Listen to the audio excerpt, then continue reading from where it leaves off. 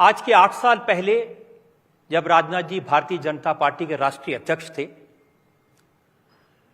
फैसला करना था कि 2014 के चुनाव में बीजेपी का प्रधानमंत्री पद का उम्मीदवार कौन हो। राजनाथ जी ने तय कर लिया था नरेंद्र मोदी होंगे।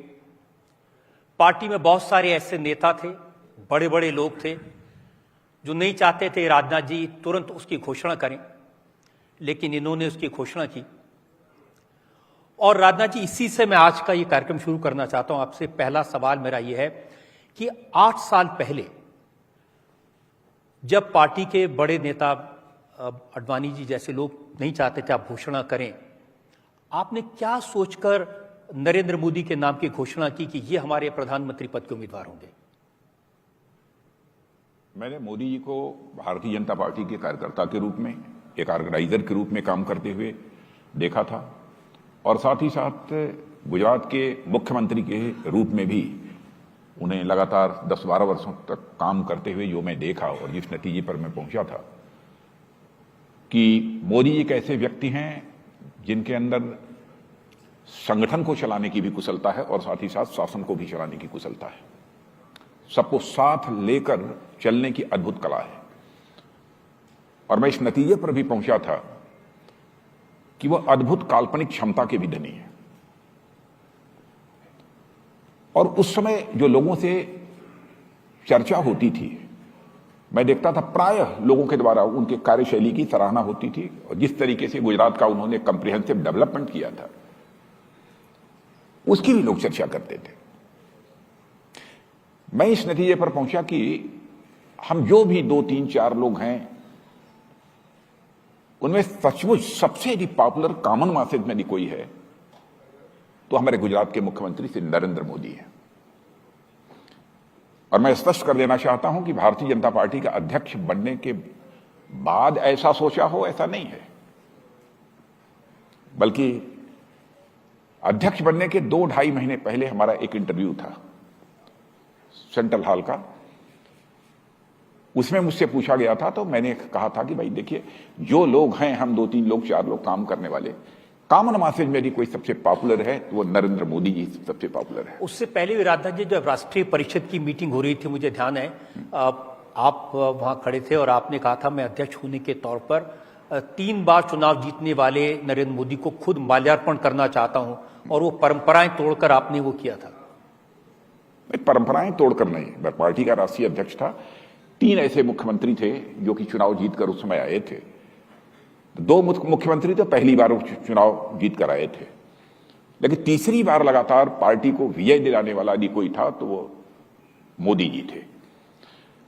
सबका स्वागत मैंने कराया, लेकिन जिस समय मोदी जी को मैंने आमंत्रित किया, उनको भी माल्यार्पण किया। उसके पहले के भी जो 2 मुख्यमंत्री थे उनका भी माल्यार्पण किया, और मोदी जी को जब आमंत्रित किया इनका भी माल्यार्पण किया। हाँ, इतना मैंने जरूर कहा था उस समय, खड़े होकर स्टैंडिंग ओवेशन दिया जाना चाहिए मोदी जी को। सभी ने खड़े होकर जो है उस समय उनका स्वागत किया था। तो अध्यक्ष बनने के पहले से ही मेरा माइंड मेकअप था कि जो पॉपुलर है वो प्रधानमंत्री बनना चाहिए। आपने माइंड मेकअप कर लिया था, तय कर लिया था, तो क्यों, क्या फर्क आप देखते थे बाकी नेताओं में और नरेंद्र मोदी में? देखिए, पहले तो मैंने कहा ना, उनकी जो कार्यशैली है, डिसीजन लेने की क्षमता है, जोखिम भरे फैसले लेने में भी मोदी जी ने कभी संकोच नहीं किया है, मैंने देखा है। तो 8 साल में आपने देखा कि उन्होंने जब जोखिम आए, संकट आए, तो ऐसे फैसले लिए? अब सारे जोखिमों को तो बहुत विस्तार में जाकर मैं चर्चा नहीं करूंगा, लेकिन एक ही मैं चर्चा करना चाहता हूं। पाकिस्तान ने जिस प्रकार की नापाक हरकत की थी पुलवामा में आकर, और उसके बाद जिस तरीके से सर्जिकल स्ट्राइक और एयर स्ट्राइक का फैसला हमारे प्रधानमंत्री मोदी जी ने लिया था, यह कोई छोटा मोटा फैसला नहीं था, जोखिम भरा फैसला था। युद्ध की भी संभावनाएं थी, चिंता नहीं की। और आपने देखा कि हमारे सेना के जवानों ने जाकर पाकिस्तान की धरती पर सर्जिकल स्ट्राइक भी किया और एयर स्ट्राइक भी किया, दोनों किया। मैंने कठोर फैसले करने की जिसके अंदर कुवत है, ताकत है, उस शख्स का नाम है नरेंद्र मोदी। लेकिन जिस समय आपने इनका नाम घोषित किया, उनको कोई पार्लियामेंट का अनुभव नहीं था। उससे क्या होता है? विदेश नीति का, रक्षा नीति का कोई अनुभव नहीं। मुख्यमंत्री के रूप में जो एक राज्य को चला चुका है, मैं समझता हूं कि वो सीधे प्रधानमंत्री बन सकता है। और आपने देखा उन्होंने करके दिखा दिया। ये आवश्यक नहीं है कि बिल्कुल राष्ट्रीय स्तर पर सेंट्रल कैबिनेट में वो कोई जिम्मेदारी संभाला हो और कुछ समय का अनुभव हो तभी वो प्रधानमंत्री बन सकता है। ये आवश्यक नहीं है। राज्य का भी मुख्यमंत्री योग्य है, सक्षम है, काल्पनिक क्षमता का धनी है, निर्णय लेने की कुवत है, तो भारत का प्रधानमंत्री बन सकता था। और मैंने देखा कि सारी कसौटियों पर कसे जाने के बाद मोदी जी हमारी नजर में, मैं बता दूंगा, पूरी तरह से खरे उतरे थे। अब यह सच है कि गोवा में जब राष्ट्रीय कार्यकारिणी की बैठक हुई थी तो उस समय तो इलेक्शन कैंपेन कमेटी का चेयरमैन मैंने घोषित किया था। लेकिन उसके बाद जब गोवा में कार्यकर्ताओं का एक सम्मेलन हुआ, 4-5 हजार कार्यकर्ता बैठे थे, अरुण जेटली जी हमारे बीच नहीं है, वो मंच का संचालन कर रहे थे। मनोहर पर्रिकर जी वहां के मुख्यमंत्री मंच पर मौजूद थे, मैं था, मोदी जी थे, तीनों लोग थे। पहले वहां के मुख्यमंत्री को बोलने के लिए आमंत्रित किया, उसके बाद मोदी जी का नाम उन्होंने आमंत्रित किया। मैंने हाथ पकड़कर मोदी जी का बैठा दिया। अब अरुण जी ने सोचा हमारे राष्ट्रीय अध्यक्ष है, स्वाभाविक है कि ये बाद में बोलेंगे, मैंने बैठा दिया।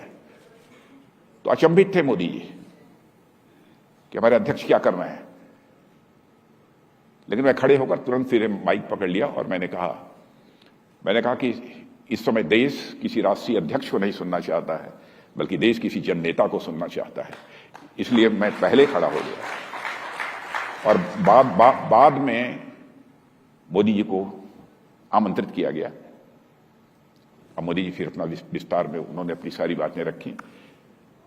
और मैं मानता हूं कि व्यक्ति को जब फैसले करने का अवसर मिले तो न्याय की कसौटी पर उसे पूरी तरह से खरा उतरना चाहिए। इंडिया टीवी हर वक्त हर जगह डाउनलोड करने के लिए सर्च करें India TV news Google play store या ऐप स्टोर पर।